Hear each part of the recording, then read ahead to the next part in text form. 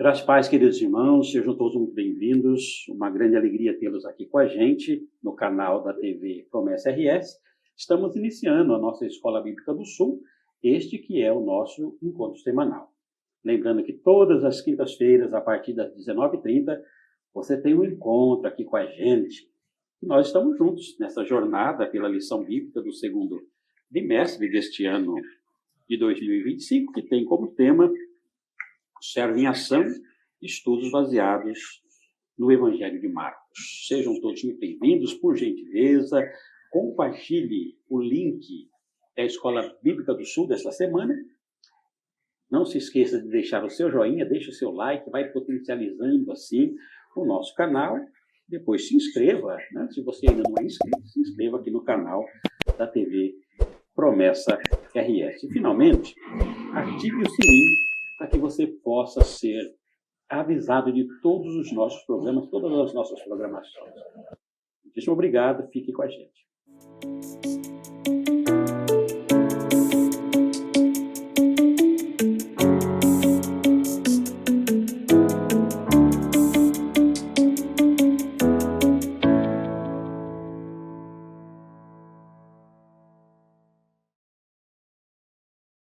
Estamos de volta para o estudo da lição de número 9, que tem como tema a grandeza do servo. E hoje nós temos a alegria, né, pastor Eduardo? Temos aqui com a gente o seminarista Lucas.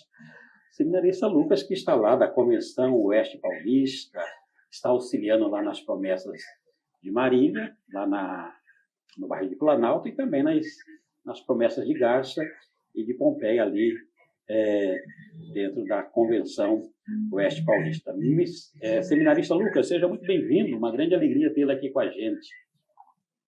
Amém, pastor. Graça e paz a todos os queridos ouvintes aí do estado do Rio Grande do Sul e de outros estados também que acompanham a TV Promessa RS. É uma grande alegria estar aqui compartilhando esse tempo com o Senhor, com o pastor Eduardo, que eu tive a oportunidade, o privilégio de conviver alguns anos aí de minha vida e guardo com carinho meu coração também. Pastor Eduardo, quer dizer então que você e o seminarista Lucas fizeram o seminário juntos, são dois teólogos, bacharéis em teologia, né? Isso aí, pastor. Graça e paz a todos os ouvintes, né? Oh. A gente ficou 2 anos lá, né, da turma 23, 24, lá no seminário. Lucas, um irmãozão, assim, que Deus nos deu, né? E acredito que hoje vai ser bênção a gente poder estudar junto, né? Eu tenho certeza. Lucas, seminarista Lucas, de fato, assim, a hora que nós pedimos aqui o apoio do pastor Eduardo, né, aqui na TV Promessa RS, ele falou, pastor, a gente tem alguns contatos, né, para que a gente, será que a gente poderia convidar algumas pessoas, assim, para ministrar a lição aqui na TV Promessa RS? Pode, Eduardo. Eu vou convidar o Lucas. Foi a primeira pessoa que ele disse, né? Que bom, né? A gente vê aí, então, o carinho que ele tem por você também. Sua esposa, Lucas, como que ela chama? Então, pastor, a minha esposa, ela se chama Juliane, agora possui, né, o meu sobrenome também, Juliane Andrade, e ela veio lá das terras do Maranhão, estado nordeste aí brasileiro.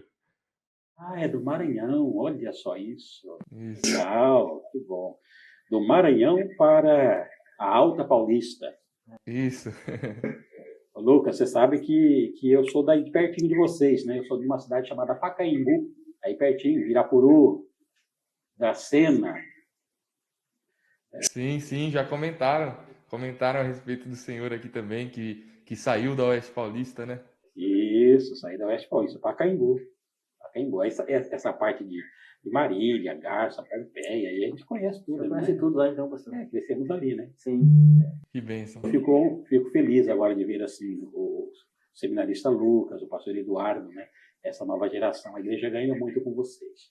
Amém. Bênção de Deus, viu? Fico aqui também, Lucas, registro a nossa gratidão ao pastor Jean por bondosamente ter nos atendido, né? Liberado aí você para estar aqui com a gente, o pastor Jean Baldasso, que é o superintendente da Convenção Oeste Paulista.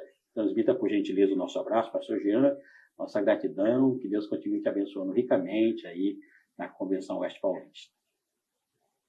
É isso, pastor? Podemos começar, então? Podemos começar, né, pastor, a lição. Então, Vamos lá, lição de número 9. Lucas, a gente sempre diz aqui que a gente faz mesmo aquela didática lá da igreja, né? A gente pede para o professor simples. Então, o professor fala sobre o tema, fala sobre o objetivo, fala aqui um pouquinho sobre o texto básico, aquela logística normal lá que o promessista já está acostumado. Então, eu vou pedir, Lucas, por gentileza, que comente um pouquinho aí para a gente sobre a grandeza do servo, sobre o tema, sobre o objetivo, também o texto básico, essa introdução inicial aqui para os alunos da Escola Bíblica do Sul. Por gentileza. Amém, pastor. Sem dúvidas, o tema da presente lição é de extrema importância, né? Porque eu creio que diz respeito ao cerne da vida da igreja e também dos cristãos, individualmente falando.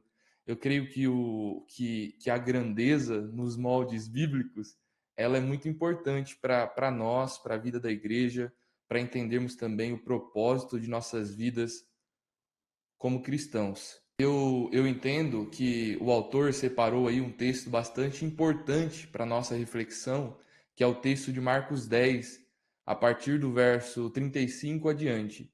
Então, essa lição de número 9 tem como propósito mostrar para nós o que é a grandeza segundo os parâmetros bíblicos, o que é a grandeza segundo a visão de Jesus, segundo o que Jesus fez e o que Jesus nos ensinou.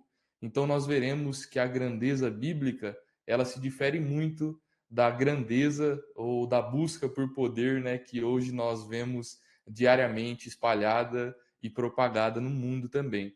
Então eu creio que essa lição vai nos trazer esse assunto, a grandeza fundamentada no ato sacrificial de Jesus também em favor do seu povo. Interessante, a ótica de Deus mesmo, é totalmente diferente, né, pastor Eduardo, da ótica humana, né? Aquilo que a gente acha que é grande aos nossos olhos, para Deus, opa, não é assim a grandeza que eu penso que é a verdadeira grandeza, né? Como o senhor muito bem falou, pastor, o que o Lucas falou também, né? É totalmente diferente do que a gente acha. Então, e a gente vai ver nessa lição, né? Qual que é o verdadeiro significado da grandeza do servo. Então, é uma lição, assim, muito profunda, né? Ela quebra muitos paradigmas. Então, temos muito a aprender nessa lição, pastor. A grandiosidade lá fora do mundo sempre pensa de soberba, de arrogância, de mandar, enfim, né, de estar sempre, digamos, por cima, né? O evangelho, a proposta é de serviço, né? É de bondade, é de estar sempre à disposição de abençoar a vida das pessoas. Lucas, aqui a gente costuma também seguir aqui essa metodologia, né? Nós temos aqui a divisão, a primeira parte sobre as expectativas equivocadas, a segunda parte, a genuína grandeza, e depois o servo sofredor. E as perguntas, elas remetem, né, aos comentários, então aí a gente já passa direto aqui para as perguntas e você vai aí nos auxiliando, tá bom, nas respostas, por gentileza. A primeira pergunta diz assim, ó, lendo Marcos 8, 9, 10, o primeiro item responda. O que os pedidos de Tiago e João revelam sobre as expectativas dos discípulos e como isso demonstra a sua incompreensão sobre Jesus e sua missão? Ajuda a gente, Lucas, por gentileza. Então, pastor, eu creio que essa primeira pergunta que a lição aborda ela é bastante interessante. E nós vemos que o bloco que o autor separou para basear a lição diz respeito, como ele mesmo pontua, a respeito da subida de Jesus a Jerusalém e o derradeiro destino de Jesus. Então, neste bloco, Jesus vai falar diversas vezes, pelo menos 3 vezes, a respeito da sua morte, da sua crucificação e também a respeito da ressurreição.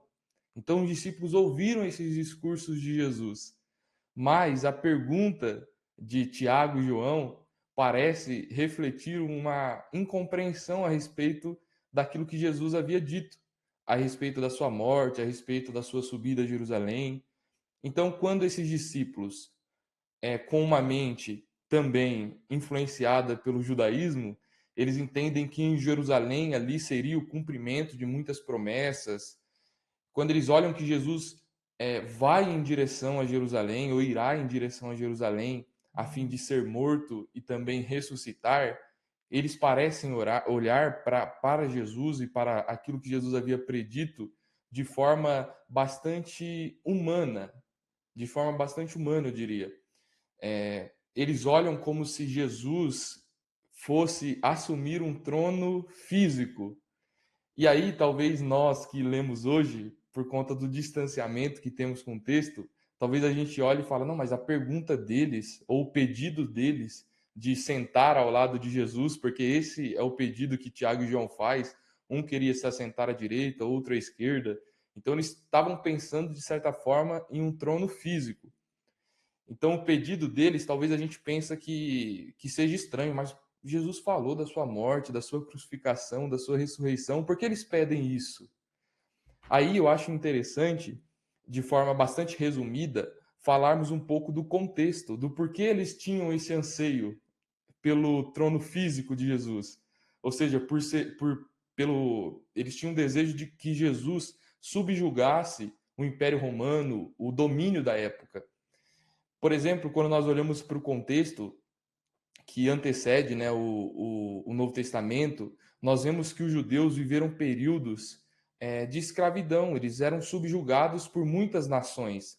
Nós vemos que o Antigo Testamento ele termina ali com os povos, com os judeus sendo libertados do cativeiro babilônico, então eles voltam à sua pátria, alguns voltam, né, à sua pátria, tendo a sua liberdade de adorar a Deus, de obedecer a Torá, e nós vemos que esse Antigo Testamento, que termina como Malaquias sendo a última voz profética, também termina com o povo persa assumindo o poder, né, o governo persa. Então nós vemos que os judeus saíram do jugo dos babilônicos, entraram para o jugo dos persas, depois dos persas eles passaram para o jugo dos gregos, que ali nós temos uma das principais figuras, que é Alexandre o Grande, que para muitos foi o maior governador militar que já existiu.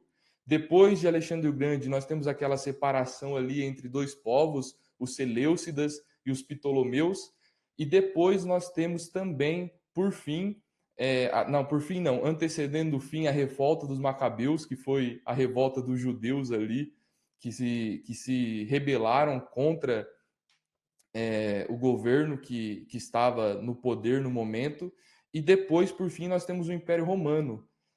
A revolta dos Macabeus durou por volta de uns 80 anos, então os judeus expiraram, criaram esperanças, mas depois o governo romano, né, o Império Romano assumiu o poder. Então eles estavam vivendo, vamos dizer assim, pastor, humanamente, debaixo eles estavam vivendo uma escravidão profunda, eles estavam sendo subjugados.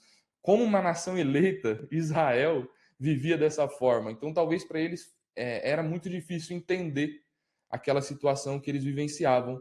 Então, talvez se torne um pouco mais compreensível esse pedido de João e Tiago. Eu não estou querendo redimi-los, né? Porque realmente é uma pergunta totalmente errada e expressa um desejo do coração um pouco egoísta.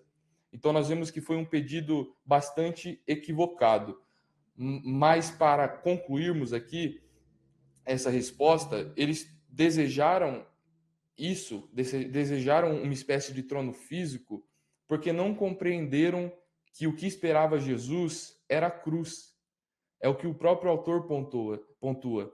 Jesus estava indo em direção à cruz para morrer em favor do seu povo, para salvar almas que futuramente e no momento creriam no seu sacrifício. Então, eu creio que a resposta da primeira pergunta seja essa, pastor. Interessante, né? Lucas, eu acho importantíssimo quando você relata esse cenário, né? E a sua fala é extremamente oportuna, porque, de fato, nós não queremos redimi-los, né? Mas, assim, você tem todo um histórico, né? Você tem Império Babilônico, depois você tem Império Medo-Persa, depois você tem o Império Grego. O Império Grego, com a morte de Alexandre, se divide, vem a classe dos Seleucidas. Esses daqui vão matar os judeus, vai ter toda aquela situação quando vem a revolta dos Macabeus, daqui a pouco uma revolta pequena, digamos, diante de toda a atrocidade que se tem, daqui a pouco vai-se o Império Grego, vem o Império Romano e esse povo sofrendo. Entra reino e sai reino, entra reino e sai reino, esse povo sofrendo. É possível mesmo que diante de um cenário desse, eles comecem a dizer que o Messias, como de fato acontece, né? Que o Messias é libertador, que o Messias vem para reinar, ele vai acabar com todos esses opressores, ele vai reinar no trono de Davi e tal. Porque de fato a profecia fala que ele vai reinar no trono, mas fala também que ele é o reino, que ele é o servo sofredor, né? São as duas. Cada um no seu tempo. Ele veio como servo sofredor e ele virá como o grande rei de todas as nações. Mas eles enfatizam aqui até por causa dessa situação toda. Eu lembro que na semana passada, a missionária Miriam esteve aqui com a gente na semana passada, e foi justamente isso, né, que ela tentou trazer à memória, né, que eles tinham essa concepção equivocada, as expectativas estavam equivocadas justamente por esse fator histórico que o Lucas traz aqui para a gente. E é Jesus que no dia a dia vai dizendo, não é bem assim, antes de vir o reino, vem o sofrimento e tal, e quando Jesus fala de morte, não entra, né? Não entra, eu vou morrer, não entra. Até, enfim, não é uma situação simples para eles. Sim. E se fosse a gente, pastor, no lugar deles, talvez a gente fosse fazer a mesma pergunta. Sim. Porque hoje, para nós, a gente olha, para nós fica mais fácil entender, né? Tem todo um contexto que o Lucas falou, né? Dos impérios. Aquele pessoal, ele estava sofrendo, né? Se for ver a realidade dele. Então, eles queriam mesmo que fosse um libertador, que nem o senhor muito bem falou, né? Mas aí, para nós, hoje fica mais fácil a gente poder entender melhor. Por causa, a gente tem a Bíblia completa hoje, né? Então, para nós é mais fácil. Mas, se a gente for ver também, um outro lado, os dois irmãos, eles queriam status, né? E não era isso que a grandeza do servo vai nos mostrar, né? Então, se a gente for olhar para a vida desses dois, eles queriam status. Queriam que Jesus estivesse aqui, um estivesse primeiro-ministro, outro chefe de gabinete, ministros ali, né? Isso. Já que vai reinar, né? Nos permita reinar contigo. Então, a gente consegue ver também esses pontos que não condiz com aquilo que Jesus ensinava para eles, né? Então, eles estão indo completamente distorcendo o que Jesus ensinava para eles. Olha, se você quer ser o maior, então você tem que ser o menor. Então, também a gente consegue ver alguns pontos assim, não tinha por que eles fazerem aquela pergunta também, né? Então, nós entendemos aí, pastor, que a grandeza, né, ou a libertação que Jesus veio trazer não refletiu o equívoco que eles tiveram, né? Uma libertação meramente física, mas dizia respeito a uma libertação espiritual, né? Uma libertação da condenação, da aniquilação. Então nós sabemos que essa é a grandeza também da libertação que Jesus nos deu e nos concede. Amém. Amém, é isso mesmo, né? Então vamos caminhando mais um pouquinho, pastor. Vamos caminhar para a segunda pergunta? É isso aí, pastor Eduardo.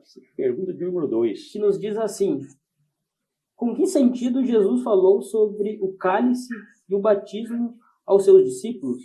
Qual o grande ensino de Marcos sobre a genuína grandeza?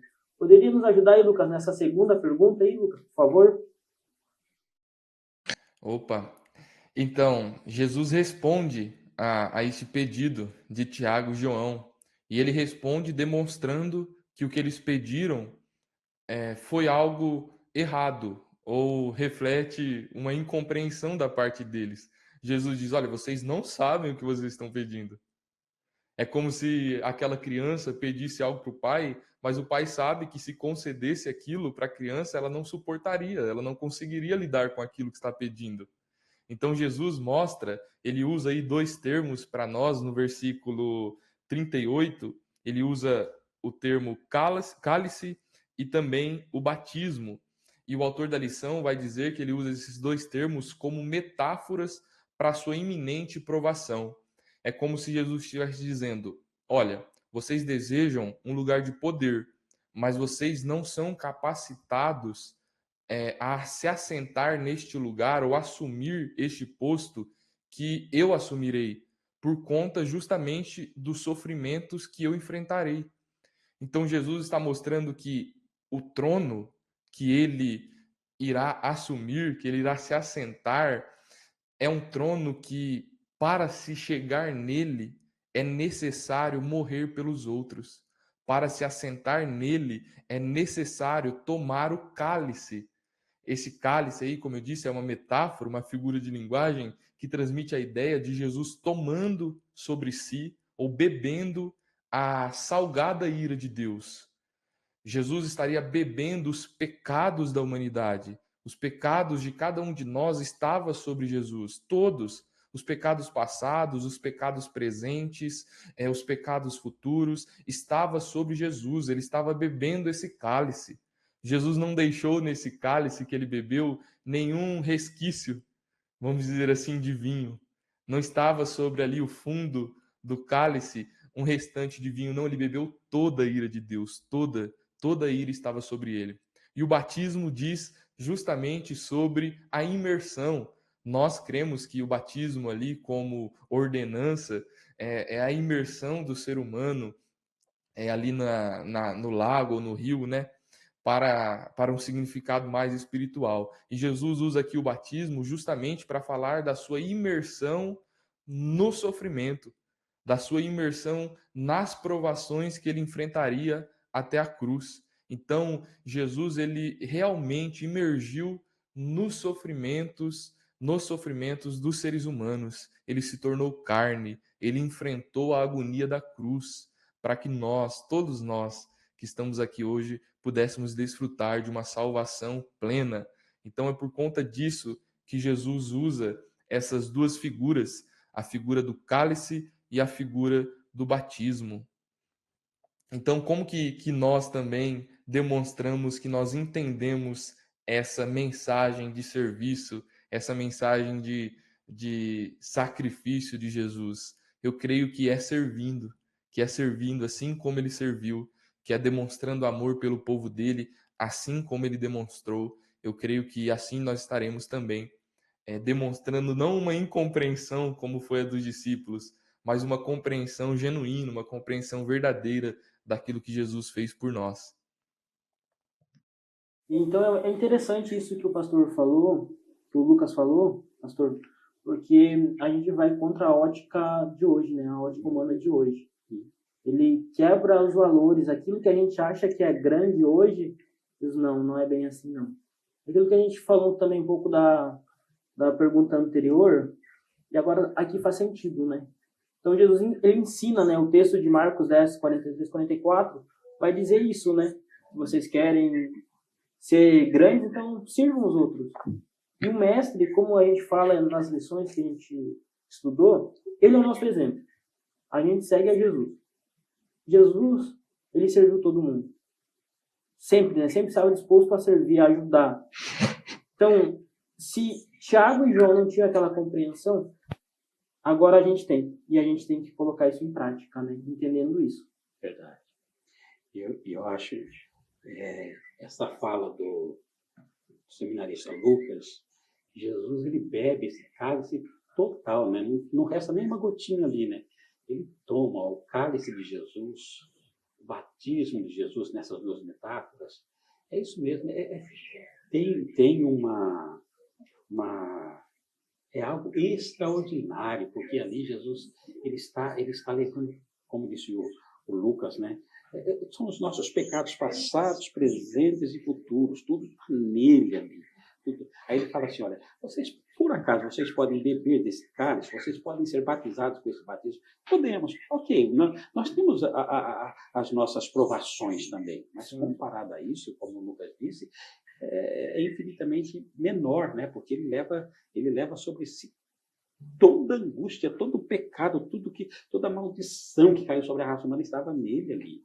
Então, só que essa questão que vocês estão frisando, que é o serviço mesmo, é o serviço. As expectativas, ele está dizendo assim, olha, a minha expectativa é essa, é abrir mão de mim por amor a vocês, é me doar por vocês, faço mesmo, né? Porque para que eu alcance esse objetivo, eu vou caminhar nessa direção, bebendo deste cálice e sendo batizado nesse batismo. Faço mesmo. Né? Então, ele vai corrigindo a expectativa, né? A expectativa de cada um é fazer tudo isso para a glória de Deus em prol do nosso ser humano, né? Servindo uns aos outros. E a lição vai falar muito aqui, né? Enquanto eles, claro, eles estão começando ali ainda, né? Sim. Jesus está começando o discipulado, as expectativas são totalmente diferentes. Enquanto eles estão esperando glória, sentar no reino, sentar no trono, tem esquerda, direita, né? Jesus está ali agindo como servo, né? É como o pastor Eduardo pontuou, né, pastor Ernesto? A ética de Jesus, ela difere dos parâmetros que hoje nós vemos na sociedade, na cultura. Nós vemos que Jesus traz uma ideia totalmente diferente. Aquele que quer viver, que morra. Aquele que quer ser grande, que se diminua, que sirva. Entende? Então nós vemos que realmente, na ótica de Jesus, o perder é ganhar. Nós vemos outra passagem também que Jesus fala sobre a morte, vamos dizer assim, a semente para que ela frutifique, ela precisa antes morrer.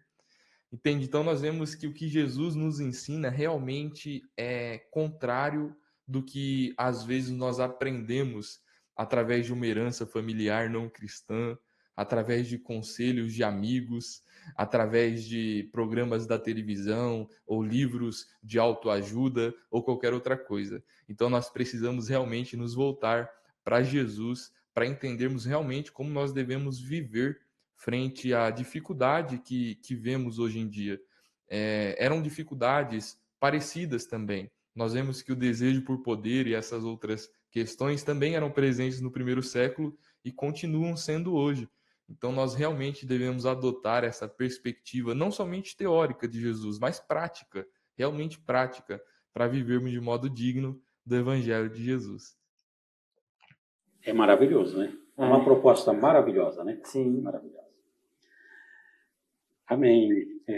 Seminarista, a pergunta do número 3, podemos caminhar para a pergunta 3? Vamos caminhar para a pergunta 3, pastor. Então, já, né? Lucas foi muito sábio nessa resposta de número 2, né? Perfeito ali, né? Não tem mais o que acrescentar, né? Tudo bem. Então, diz assim a pergunta do número 3. Após ler Marcos 10:45 e 23, responda: como a atitude e a identidade de Jesus redefinem a noção de grandeza? Por gentileza, Lucas, nos ajude aqui na resposta.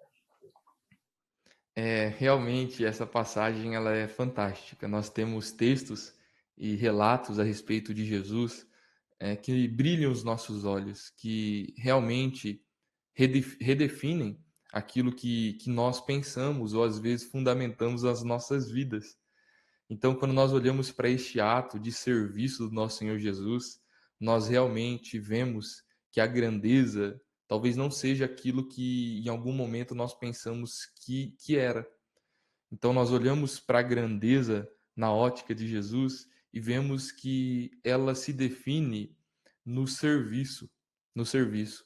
Eu sou muito grato a Deus, pastores, por esse período de seminário nós termos convivido com pastores servos, pastores que entenderam que o cargo não é sobre ser grande ou sobre ser visto, mas é sobre servir. Então nós convivemos aí com o pastor Alessio, com o pastor Arley também, é um homem que realmente também nos ensinou sobre o que é ser servo. Então nós convivemos, claro que tem muitos outros, mas destacar essas duas figuras, o pastor Alessio, que foi o nosso diretor, o nosso pastor ali durante o primeiro ano de seminário, que nós vemos realmente o que é servir na prática, o que é ser pastor na prática. O pastor Arley, nós também vimos essa característica. Então a grandeza que Jesus nos demonstra está relacionada ao serviço. E eu acho que essa questão ela se torna ainda mais significativa quando nós olhamos para quem era Jesus. Nós não estamos falando apenas como se nós fôssemos separar, né, apenas do Jesus humano, mas nós estamos falando do Jesus em sua totalidade, do próprio Deus, o Deus que se tornou homem, que habitou entre nós e que se ajoelhou para lavar o pé de Pedro, dos outros discípulos, que lavou, que secou, que olhou para aqueles pés sujos e também para aqueles corações que não compreenderam a primeiro momento a atitude de Jesus. Então nós vemos que essa realmente é a perspectiva que Jesus nos traz, é o serviço, é o serviço. Eu abro aqui aspas ou parênteses, né, para contar uma história que eu e o Eduardo vivenciamos e que para mim foi muito significativa, pastor Alessio, que foi a formação do seminário. Mas junto com a formação do seminário, nós vivenciamos um momento também que nós vimos realmente o nosso lado pastoral sendo bastante exercido. E nós entendemos que o ser teólogo ou ser pastor dizia respeito àquilo. Na mesma data em que nós nos formamos, faleceu um grande amigo que nos acompanhou no seminário. E aqui eu falo a respeito dele, que é o nosso irmão Gilson, de Sumaré. Ele faleceu no mesmo dia da formatura.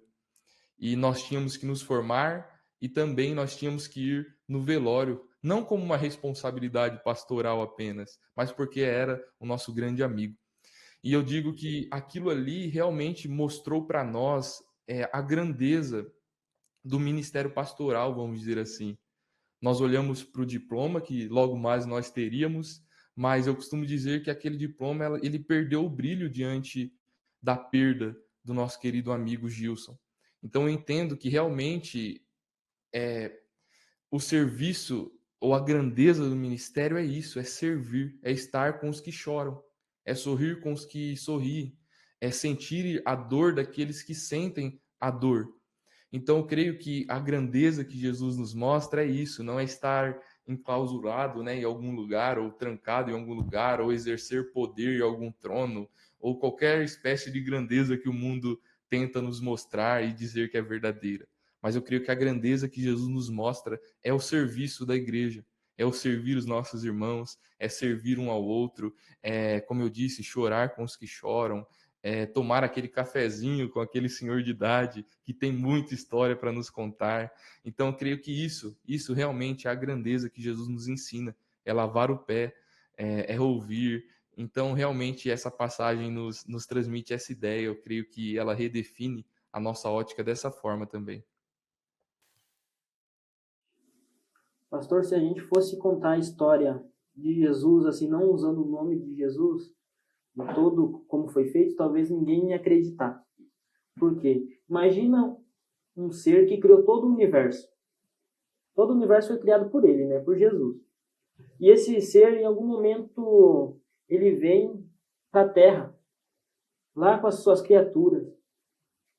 Billy Graham vai dizer, o maior acontecimento da história não foi o homem subir e pisar na Lua, mas sim Deus descer e pisar na Terra. Então a gente consegue ver a grandeza desse servo que era servido pelos anjos. Então o mundo estava se curva diante para ele, né?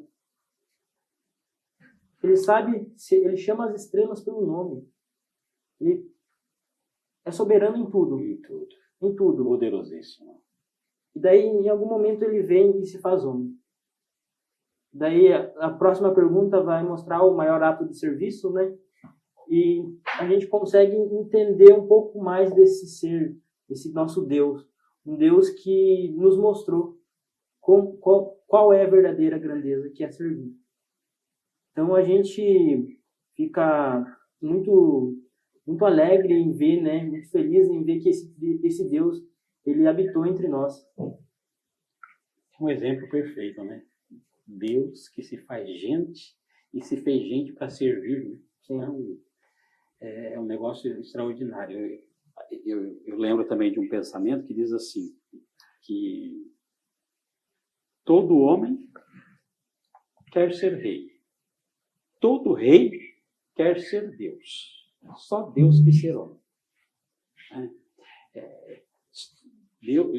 Deus, Jesus nos deu um exemplo fantástico, né? Se humanizando e servindo. E o coração do homem, ele está sempre querendo mais, ele está sempre querendo honra, ele está sempre querendo ser os aplausos, os holofotes, enfim. E importante, extremamente importante isso que o Lucas está reafirmando, né? O evangelho, a ótica é outra. Não é uma ótica daqui, é uma ótica de lá para cá. Essa é a ótica que é servir um ao outro, é estar ali, é lavar os pés uns dos outros, né? É abençoar a vida uns dos outros, é o cafezinho cuidoso, essas coisas que as pessoas vão vendo que de fato, ninguém faz isso com nenhum outro propósito que não seja o amor mesmo, o respeito, o carinho, né? A entrega para o bem-estar do outro. Isso é o evangelho na prática. É realmente, pastor, realmente. Sem dúvidas, como o senhor disse, é constrangedor, é também não só constrangedor, mas também nos anima, né, a viver, a buscar a imitação de Cristo. Como o Eduardo disse aí, citou a frase do evangelista, o senhor também citou esse pensamento. Nós começamos a pensar e a refletir que não é só nós que pensamos nisso, né? São muitos outros que também olham para o sacrifício de Cristo, olham para o que Cristo fez, o serviço, e também tentam viver de forma digna dele. Eu creio que quando nós olhamos para isso, como o senhor pontuou, é a grandeza de Deus se tornando homem em serviço. Tem um autor também que ele fala que é o Deus que sangra.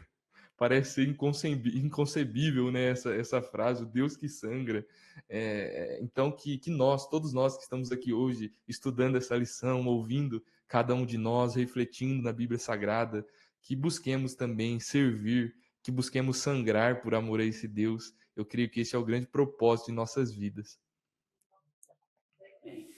Bem, pastor Eduardo, então agora vamos para a quarta pergunta, é isso? Vamos para a nossa quarta pergunta, que diz assim: por que a cruz é o maior ato de serviço que o mundo já viu e o paradigma da vida para os cristãos? Nos ajuda, Lucas, aí, por favor, nessa nossa quarta pergunta. Amém, pastores.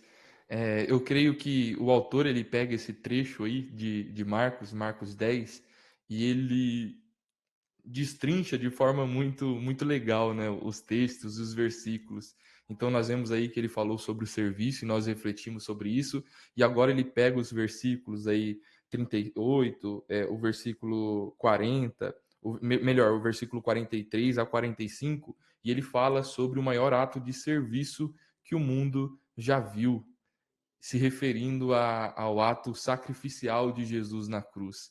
Então ele destaca aí pelo menos 3 pontos deste ato de serviço, deste maior ato de serviço que o mundo já viu. A primeiro momento, ele destaca o verso 45, que diz: pois o próprio Filho do Homem não veio para ser servido, que é o texto base, mas para servir e dar a sua vida em resgate por muitos. Em primeiro momento, nós vemos que este ato de serviço maior, ele tem essa característica porque ele é sacrificial. Ou seja, ele é um resgate. Jesus morreu para libertar muitos, para quebrar as cadeias que aprisionava muitos, que tirava a esperança de muitos, que condenava muitos, dos quais nós fazemos parte. Então ele morreu em resgate. Ele pagou a nossa dívida, ele nos resgatou. Ele tirou as algemas que nos tornava prisioneiros do pecado. Então o primeiro ponto é isso, a cruz ela é o maior ato de serviço que o mundo já viu, porque ela é sacrificial. O segundo ponto que o autor destaca do porquê a cruz é o maior ato de serviço que o mundo já viu, é porque ela também foi vicária, ou melhor, ela foi substituta. Ela não foi apenas para as pessoas, não foi apenas para nós, mas foi em nosso lugar. A cruz, ou o sofrimento supremo, estava destinado a nós, mas Jesus tomou o nosso lugar. Jesus morreu em nosso lugar. Por isso ela é vicária, ela é substituta. Ele nos tira daquela condição e se coloca naquela condição voluntariamente. O autor, um pensador, um pastor, né, do século atual, ele já faleceu, ele diz, usando a figura da fornalha, né, que nós, quando olhamos para o Antigo Testamento, nós vemos que traz a ideia do sofrimento, da dor. Ele diz que Jesus ele enfrentou a suprema fornalha da vida, tendo em mente a cruz, para que nós pudéssemos enfrentar as pequenas fornalhas da vida, os pequenos sofrimentos que a vida nos proporciona. Então, como eu disse, a cruz é o maior ato de serviço que o mundo já viu também, porque ela é substituta. Terceiro ponto e último a morte de Jesus é o maior ato de serviço que o mundo já viu, porque o seu alcance é universal. Ele morreu para todos. Morreu para todos. Claro que nós temos que destacar aqui aquela visão universalista que acredita que todos serão salvos. Não é essa ideia, mas a ideia de que Jesus morreu por todos, mas nem todos crerão em seu sacrifício. E por conta da falta de fé, que é o principal requisito para a salvação, né? A salvação pela graça mediante a fé, pela falta da fé, eles não serão salvos. Mas o sacrifício de Cristo, a morte de Cristo, ela foi para todos. É isso que o versículo 45, na parte B, destaca. Dar a sua vida em resgate por muitos. Então, a salvação de Jesus também foi para todos, apesar de nem todos reconhecerem esse sacrifício tão glorioso que Jesus fez em favor deles e em favor de nós também. Pensam? E de fato, Lucas, perfeito, irmão, perfeito, né? É importante que a gente saiba disso, né? Que Jesus, ele veio para morrer de uma forma vicária mesmo. Ele não merecia, porque o salário do pecado é a morte, mas ele nunca pecou, então ele tem direito à vida. Quem devia morrer somos nós. Mas a morte de aniquilação mesmo, né? Aí ele fala, os pecados dele lancem sobre mim, ele morre a nossa morte. Então, é uma entrega gloriosa, absurda. É um ato de amor tremendo, né? Ele simplesmente vem, vence, entra de uma forma imaculada, vive de uma forma imaculada, e depois ele, para morrer, ele diz assim, ó, ninguém pode me matar, eu estou me entregando por vocês, vou morrer por vocês, para vocês e para o mundo inteiro. Isso é ser servo na essência da palavra, né? A essência da palavra. Então, a gente consegue ainda fazer toda essa imaginação ainda daquela pergunta anterior, né, pastor? Um Deus criador, agora ele vem na Terra como homem, e mesmo assim a gente já fica, opa, o Deus criador está habitando entre nós. E agora ele toma o seu ato maior, que é a morte, né? Morte na cruz ainda, né? Que era a pior morte da época. Então, a gente consegue ver o nível de humildade desse servo, né? Desse servo grande que é o nosso Senhor Jesus Cristo. Ele paga uma dívida que era nossa. Que era nossa. Uma dívida que a gente nunca ia conseguir pagar. Jamais. Impagável. Então, a gente consegue ver um Deus criador que nos criou. Que nos criou seres para a glória dele. E disse assim, não, eu vou morrer por eles. Então, a gente consegue ver a grandeza desse servo, né? Vai além da nossa compreensão. Talvez a gente ficar matutando até hoje como esse Deus nos ama, né? Então, é um negócio fantástico, a gente consegue ver. Pastor, por favor. Eu acho interessante, né, que como o autor destacou, eu acho importante a gente destacar que Jesus ele realmente assume o papel do servo sofredor, que é o termo que Isaías usa, uma profecia messiânica a respeito de Jesus, e o Jesus ele realmente assume esta condição, ele é o servo sofredor.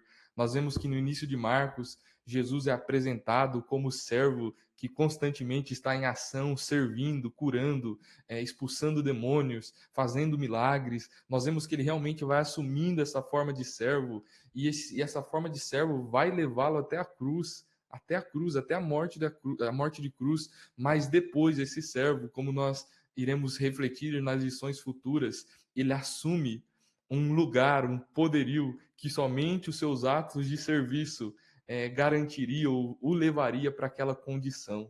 Então nós vemos que é o servo sofredor, mas que em um momento da história ele virá com grande glória e poder, e nós veremos o servo glorioso, o servo poderoso, que assume poder sobre todas as coisas. Amém. Que bênção, graças a Deus. Lucas, nós vamos seguir agora aqui para a reta final, com os olhos na vida, são 2 aplicações. A primeira diz assim, ó, precisamos rever nosso conceito de grandeza e depois nós precisamos rever o nosso conceito de liderança. Nessa primeira parte, para revermos o nosso conceito de grandeza, a pergunta de número 5 Ela diz assim, ó, por que a igreja deve resistir à busca por status e ostentação e como podemos viver servindo as pessoas? Dê exemplos práticos. Por gentileza, ajuda aí. Pastor, sem dúvidas, eu creio que quando nós olhamos para o exemplo de Jesus, nos traz alegria, mas quando nós olhamos para os exemplos de muitas denominações cristãs hoje, nos traz tristeza. Nós olhamos para muitos cristãos, se é que podemos chamar assim, vivendo totalmente contrário dos parâmetros que Jesus estabeleceu, ou da vida que Jesus nos ensinou. É difícil porque nós olhamos para muitas realidades, e claro, nós também devemos olhar para nós, mas nós olhamos para muitas realidades hoje da cristandade e nós vemos que está muito distante daquilo que Jesus disse.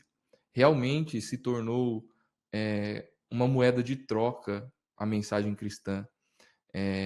Nós vemos que muitos homens, muitas pessoas utilizam da fé para crescerem, para terem condições financeiras elevadas. Então, nós vemos que realmente há uma confusão da ética de Cristo com a ética mundana, com a ética pecaminosa mesmo. Então, nós vemos que o interesse de Cristo em nenhum momento foi assumir um posto de poder na terra. Realmente a intenção de Cristo foi servir. Nós vemos que a ênfase de Marcos, por exemplo, como a lição trata do servo em ação, nós vemos também a ênfase de Lucas, do evangelista Lucas. O evangelista Lucas, nós vemos que ele enfatiza Jesus preocupado com os descartáveis, com aqueles que são rejeitados pela sociedade. E quando nós nos preocupamos com nós nos preocupamos em servi-los, e não somente em alimentar corações obstinados ou corações cheios de pecado, vamos dizer assim. Então, o autor da lição, ele destaca algo bastante interessante. Ele diz para nós que a grandeza da igreja, ela consiste em servir como Jesus. Como Jesus serviu? Ele deu comida a quem tinha fome. Ele libertou os oprimidos. Ele restaurou vidas. Ele fez o bem a todos. Então, o nosso objetivo não é ficar rico, não é ter muitos seguidores nas nossas redes sociais, mas é gastar as nossas vidas em favor das pessoas. Eu abro um parênteses aqui também para falar da atitude do apóstolo Paulo com relação à igreja de Corinto. Eu acho tão legal um versículo que diz que Paulo diz que ele rasgou o coração para a igreja, na segunda carta aos Coríntios. Ele diz que ele rasgou o coração. Paulo entendeu o princípio de Jesus a respeito do serviço.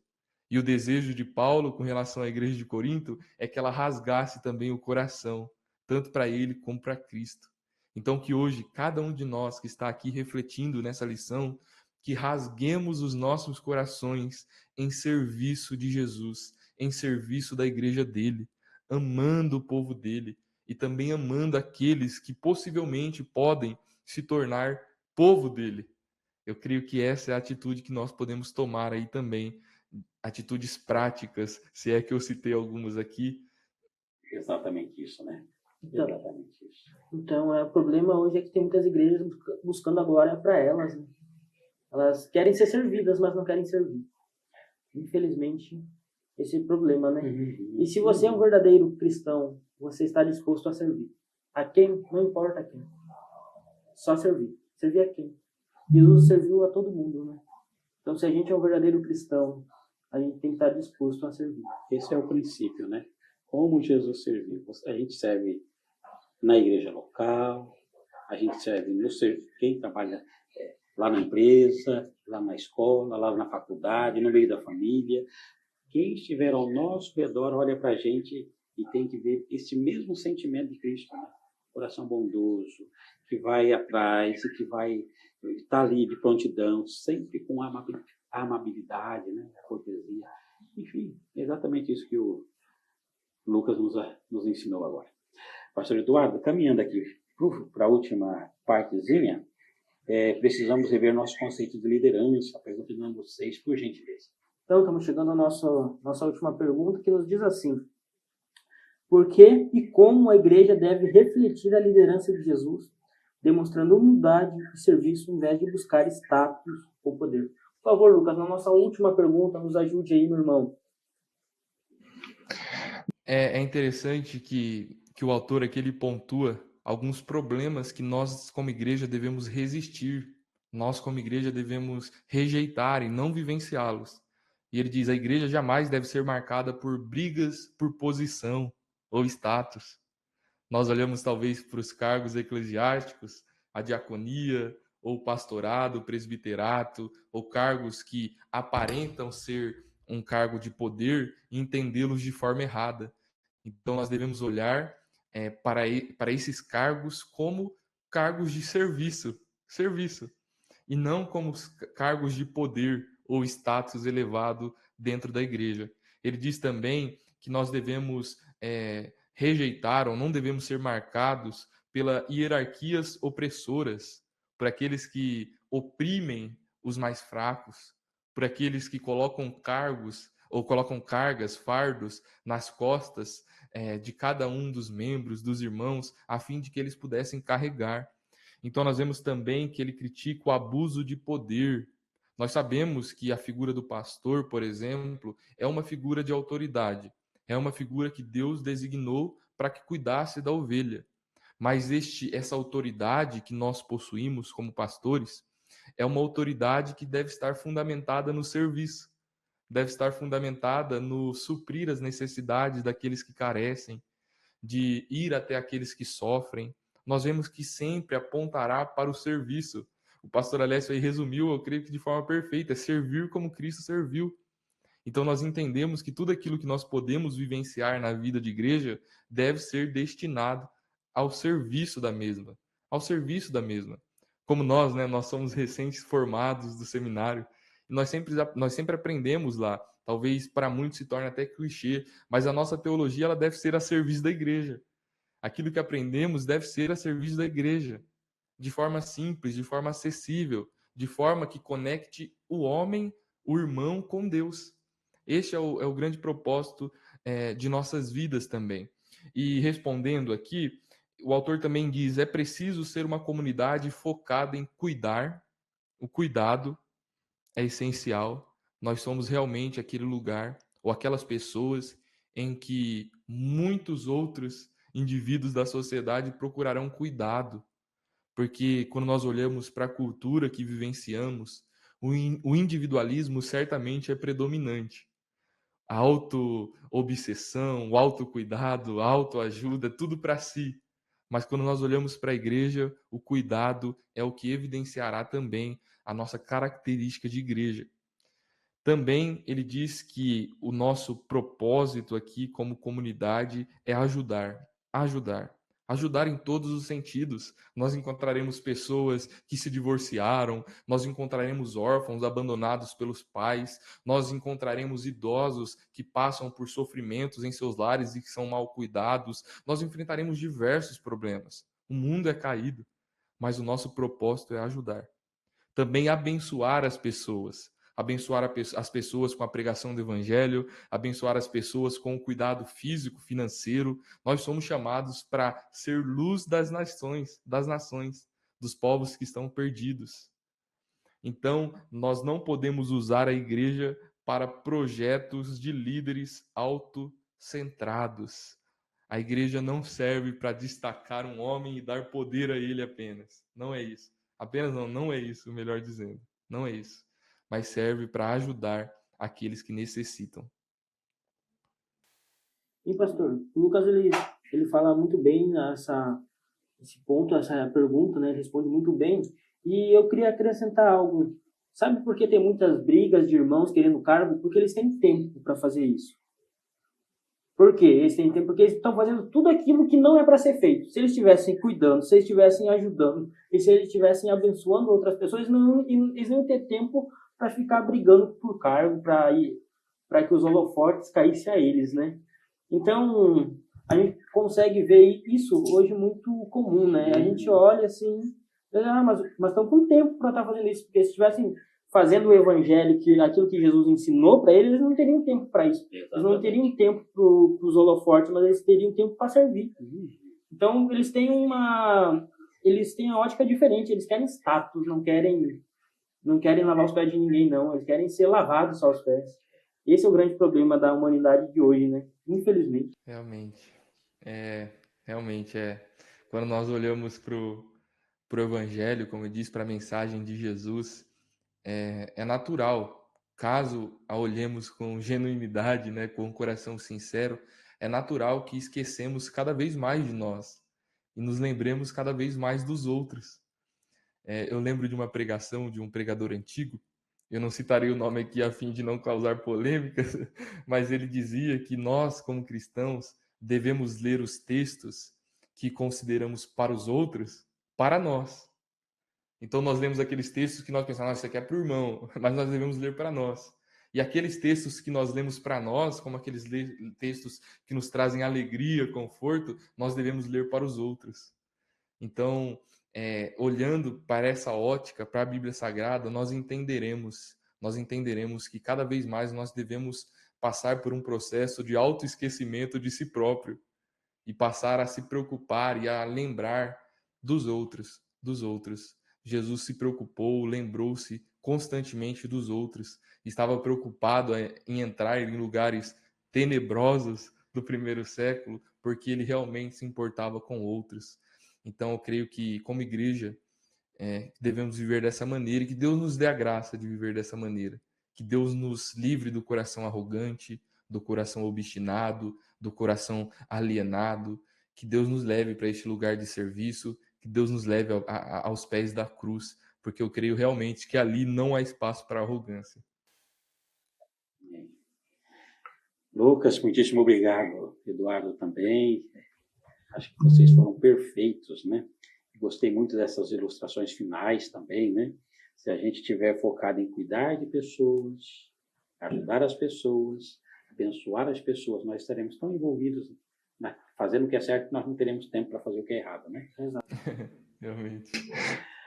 Amém. Lucas, nós estamos chegando ao final e a gente vai abusar um pouquinho da sua bondade, né? E pedir para que você faça, por gentileza, uma oração aqui pela equipe da TV Promessa RS e para todos os alunos, né, aqui da Escola Bíblica do Sul. São centenas de alunos que estão aqui com a gente todas as semanas, né, compartilhando aqui o Evangelho com a gente.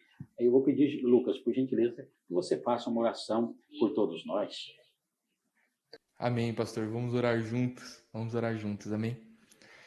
Senhor Deus, nós pedimos a Ti neste momento, Pai, em favor daqueles aqueles que nos ouviram neste momento, através da TV Promessa RS, nós rogamos em favor deles, pedindo que eles possam, mediante a Tua graça, vivenciar a verdadeira grandeza, vivenciar o serviço do Teu povo, o serviço do Senhor, pois sabemos, Pai, que quando servimos os pequeninos, nós estamos servindo a Ti. Ó Senhor, oramos também em favor de cada um de nós. Todos nós precisamos vivenciar, Pai, essa verdade tão constrangedora, mas também que nos traz uma esperança grandiosa de vivermos distantes dos holofotes, distantes da grandeza humana, distantes da busca por poder e por status. Nós queremos, Pai, e pedimos que o Senhor nos ajude a viver a verdadeira humildade, que o Senhor nos ajude a viver de forma em que agrade o coração do Senhor. Queremos servir o Senhor e servir o Teu povo, pois entendemos que somos peregrinos, Senhor. Nós estamos aqui de passagem e queremos servir o Senhor com alegria, com o coração entregue. Em nome do Senhor Jesus, Pai, que as nossas preocupações não sejam conosco, não sejam, Senhor, a respeito de nós, mas que as nossas preocupações, Pai, sejam a respeito daqueles, dos Teus filhos, dos que estão perdidos, pois assim nós estaremos cumprindo a vontade do Senhor e realmente sendo igrejas que alegram o coração do Senhor, Pai. Em nome do Senhor Jesus. Amém.